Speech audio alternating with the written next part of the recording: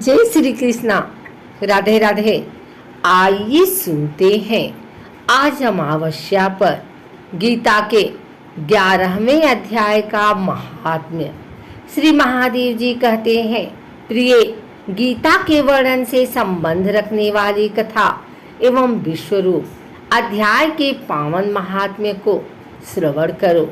विशाल नेत्रों वाली पार्वती इस अध्याय के महात्म्य का पूरा वर्णन नहीं किया जा सकता। इसके संबंध में सहस्त्रों कथाएं हैं। उनमें से एक यहाँ कही जाती है। प्रणीता नदी के तट पर मेघड़कर नाम से विख्यात एक बहुत बड़ा नगर है। उसके 4 दीवारी और गोपुर द्वार बहुत ऊंचे हैं। वहाँ बड़ी बड़ी विश्रामशालाएं हैं जिनमें सोने के खंभे शोभा दे रहे हैं। उस नगर में श्रीमान सुखी शांत सदाचारी तथा जितेंद्रिय मनुष्यों का निवास है। वहाँ हाथ में सार्ग नामक धनुष धारण करने वाले जगदीश्वर भगवान विष्णु विराजमान हैं। वे परम ब्रह्म के साकार स्वरूप हैं। संसार के नेत्रों को जीवन प्रदान करने वाले हैं। उनका गौरवपूर्ण श्री विग्रह भगवती लक्ष्मी के नेत्र कमलों द्वारा पूजित होता है। भगवान की वह झांकी वामन अवतार की है। मेघ के समान उनका श्याम वर्ण तथा कोमल आकृति है। वक्षस्थल पर श्री वत्स का चिन्ह शोभा पाता है। वे कमल और वनमाला से विभूषित है। अनेक प्रकार के आभूषणों से सुशोभित हो भगवान वामन रत्नयुक्त समुद्र के सदृश जान पड़ते हैं। पीतांबर से उनके श्याम विग्रह की कांति ऐसी प्रतीत होती है मानो चमकती हुई बिजली से घिरा हुआ स्निग्ध मेघ शोभा पा रहा हो। जब भगवान वामन का दर्शन करके जीव जन एवं संसार के बंधन से मुक्त हो जाता है। उस नगर में मेखला नामक महान तीर्थ है जिसमें स्नान करके मनुष्य शाश्वत वैकुंठ धाम को प्राप्त होता है। वहाँ जगत के स्वामी करुणा सागर भगवान नरसिंह का दर्शन करने से मनुष्य 7 जन्मों के किए हुए घोर पाप से छुटकारा पा जाता है। जो मनुष्य मेखला में गणेश जी का दर्शन करता है वहाँ सदा दुस्तर विघ्नों को भी पार हो जाता है। उसी मेघड़कर नगर में कोई श्रेष्ठ ब्राह्मण थे जो ब्रह्मचर्य परायण, ममता और अहंकार से रहित, वेद शास्त्रों में प्रवीण, जितेंद्रिय तथा भगवान वासुदेव के शरणागत थे। उनका नाम सुनंद था। प्रिय, वे सार्ग धनुष धारण करने वाले भगवान के पास गीता के 11वें अध्याय विश्वरूप दर्शन योग का पाठ किया करते थे।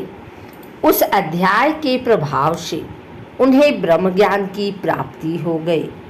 परमानंद संदोष से पूर्ण उत्तम ज्ञानमय समाधि के द्वारा इंद्रियों के अंतर्मुख को जाने के कारण वे निश्चल स्थिति को प्राप्त हो गए और सदा जीवन मुक्त योगी की स्थिति में रहते थे। एक समय जब बृहस्पति सिंह राशि पर स्थित थे, महायोगी सुनंद ने गोदावरी तीर्थ की यात्रा आरंभ की।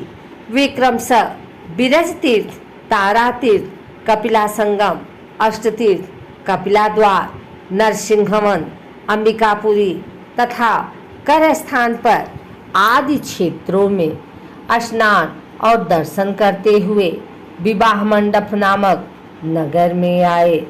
वहाँ उन्होंने प्रत्येक घर में जाकर अपने ठहरने के लिए स्थान मांगा, परंतु कहीं भी उन्हें स्थान नहीं मिला। अंत में गांव के मुखिया ने उन्हें एक बहुत बड़ी धर्मशाला दिखा दी। ब्राह्मणों ने साथियों के सहित उसके भीतर जाकर रात में निवास किया। सवेरा होने पर उन्होंने अपने को तो धर्मशाला के बाहर पाया, किंतु उनके और साथी नहीं दिखाई दिए। वे उन्हें खोजने के लिए चले। इतने में ही ग्रामपाल मुखिया से उनकी भेंट हो गई। ग्रामपाल ने कहा, मुनि श्रेष्ठ, तुम सब प्रकार से दीर्घायु जान पड़ते हो। सौभाग्यशाली तथा पुण्यवान पुरुषों में तुम सबसे पवित्र हो।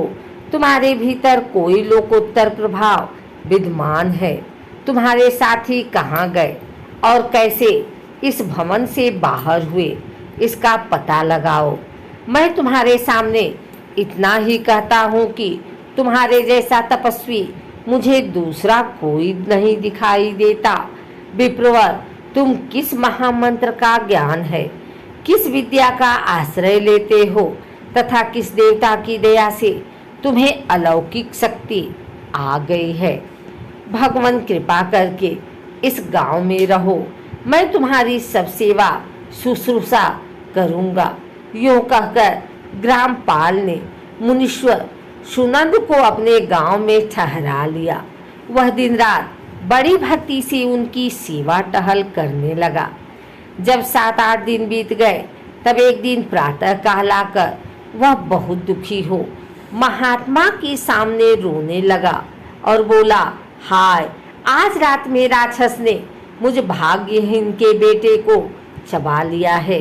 मेरा पुत्र बड़ा ही गुणवान और भक्तिमान था। ग्रामपाल के इस प्रकार कहने पर योगी सुनंद ने पूछा, कहाँ है वह राक्षस और किस प्रकार उसने तुम्हारे पुत्र का भक्षण किया है। ग्रामपाल बोला, ब्राह्मण, इस नगर में एक बड़ा भयंकर नरभक्षी राक्षस रहता है। वह प्रतिदिन आकर इस नगर के मनुष्यों को खा लिया करता था। तब एक दिन समस्त नगरवासियों ने मिलकर उससे प्रार्थना की, राक्षस, तुम हम सब लोगों की रक्षा करो, हम तुम्हारे लिए भोजन की व्यवस्था किए देते हैं। यहाँ से बाहर के जो पथिक रात में आकर नींद लेने लगे उनको खा जाना। इस प्रकार नागरिक मनुष्यों ने गांव के मुझ मुखिया द्वारा इस धर्मशाला में भेजे हुए पथिकों को ही राक्षस का आहार निश्चित किया। अपने प्राणों की रक्षा के लिए ही उन्हें ऐसा करना पड़ा। तुम भी अन्य राहगीरों के साथ इस घर में आकर सोए थे, किंतु राक्षस ने उन सबों को तो खा लिया, केवल तुम ही छोड़ दिया है। हे द्विजोत्तम, तुम में ऐसा क्या प्रभाव है, इस बात को तुम ही जानते हो। इस समय मेरे पुत्र का एक मित्र आया था, किंतु मैं उसे पहचान न सका।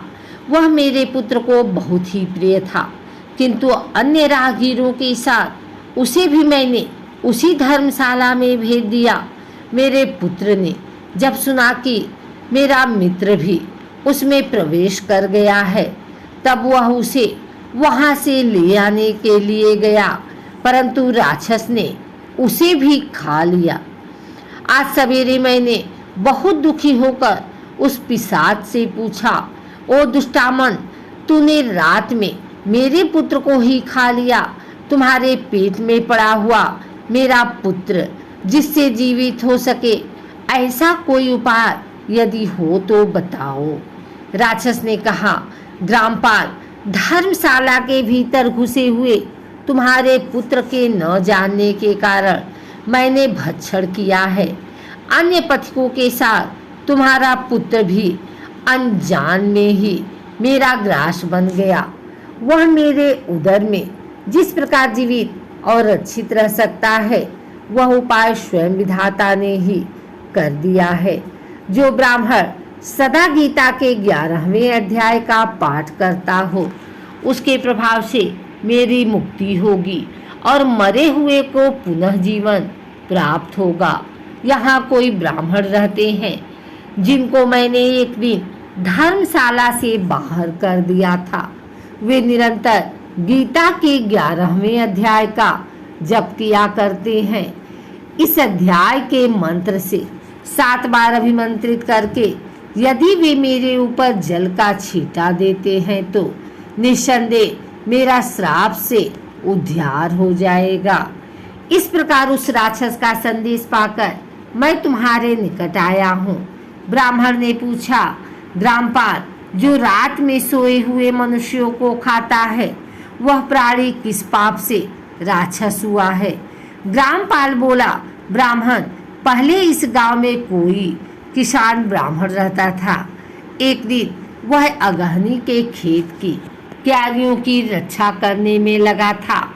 वहां से थोड़ी ही दूर पर एक बहुत बड़ा गिद्ध किसी राही को मारकर खा रहा था। उसी समय एक तपस्वी कहीं से आ निकले, जो उस राही को बचाने के लिए दूर से ही दया दिखाते आ रहे थे। गिद्ध उस राही को खाकर आकाश में उड़ गया।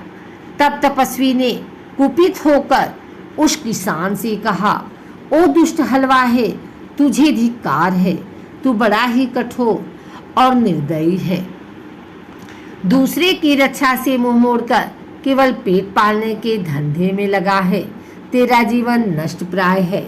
अरे जो चोर, दाढ़ी वाले, जीव, सर्प, शत्रु, अग्नि, विष, जल, गिद्ध, राक्षस, भूत तथा बेताल आदि के द्वारा घायल हुए मनुष्यों की शक्ति होते हुए भी उपेक्षा करता है, वह उनके बद का फल पाता है।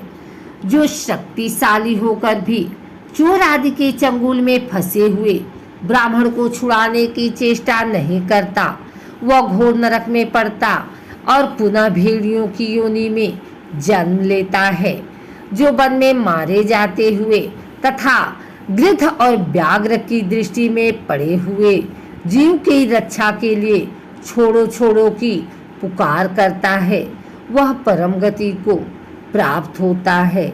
जो मनुष्य गौओं की रक्षा के लिए व्याघ्र, भील तथा दुष्ट राजाओं के हाथ से मारे जाते हैं, वे भगवान विष्णु के उस परम पद को पाते हैं, जो योगियों के लिए भी दुर्लभ है। सहस्त्र अश्वमेध और 100 वाजपेयी यज्ञ मिलकर शरणागत रक्षा की 16वीं कला के बराबर भी नहीं हो सकते। दीन तथा भयभीत जीवन की उपेक्षा करने से पुण्यवान पुरुष भी समय आने पर कुंभिपाक नामक नरक में पकाया जाता है। तूने दुष्ट गिद्ध के द्वारा खाए जाते हुए राही को देखकर उसे बचाने के समर्थ होते हुए भी जो इसकी रक्षा नहीं की, इससे तू निर्दयी जान पड़ता है, अतः तू राक्षस हो जा। हलवाहा बोला, महात्मन, मैं यहाँ उपस्थित अवश्य था, किंतु मेरे नेत्र बहुत देर से खेत की रक्षा में लगे थे, अतः पास होने पर भी गिद्ध के द्वारा मारे जाते हुए उस मनुष्य को मैं नहीं जान सका, अतः मुझ दिन पर आपको अनुग्रह करना चाहिए। तपस्वी ब्राह्मण ने कहा, जो प्रतिदिन गीता के 11वें अध्याय का जप करता है, उस मनुष्य के द्वारा अभिमंत्रित जल जब तुम्हारे मस्तक पर पड़ेगा, उस समय तुम्हें श्राप से छुटकारा मिल जाएगा। यह कहकर तपस्वी ब्राह्मण चले गए और हलवाहा राक्षस हो गया। अतः द्विजश्रेष्ठ, तुम चलो और 11वें अध्याय से तीर्थ के जल को अभिमंत्रित करो, फिर अपने ही हाथ से उस राक्षस के मस्तक पर छिड़क दो। ग्रामपाल की यह सारी प्रार्थना सुनकर ब्राह्मण का हृदय करुणा से भर आया। वे बहुत अच्छा कहकर उसके साथ राक्षस के निकट गए। वे ब्राह्मण योगी थे। उन्होंने विश्वरूप दर्शन नामक 11वें अध्याय जल अभिमंत्रित करके उस राक्षस के मस्तक पर डाला। गीता के 11वें अध्याय के प्रभाव से वह श्राप से मुक्त हो गया। उसने राक्षस देह का परित्याग करके चतुर्भुज धारण कर लिया तथा उसने जिन सहस्त्रों पथकों का भक्षण किया था, वे भी शंख, चक्र एवं गदा धारण किए चतुर्भुज रूप हो गए। तत्पश्चात वे सभी विमान पर आरूढ़ हुए। इतने में ही ग्रामपाल ने राक्षस से कहा, निशाचर, मेरा पुत्र कौन है? उसके योग कहने पर दिव्य बुद्धि वाले राक्षस ने कहा, ये जो तमाल के समान श्यामवर्ण 4 भुजाधारी माणिक्यमय मुकुट से सुशोभित तथा दिव्य मणियों के बने हुए कुंडलों से अलंकृत है।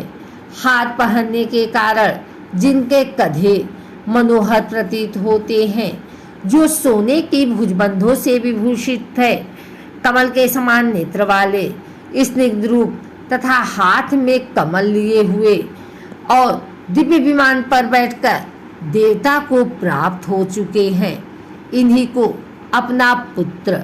यह सुनकर ग्रामपाल ने उसी रूप में अपने पुत्र को देखा और उसे अपने घर ले जाना चाहा।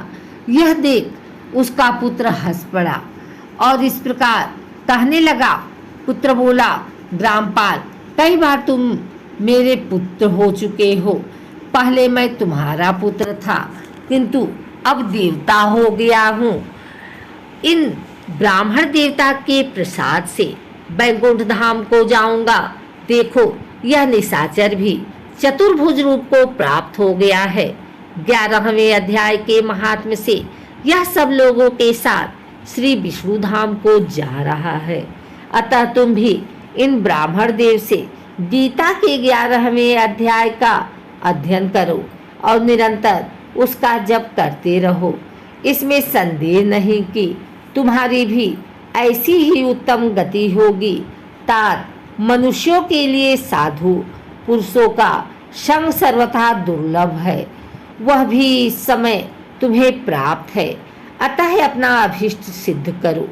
धन, भोग, दान, यज्ञ, तपस्या और पूर्व कर्मों से क्या लेना है।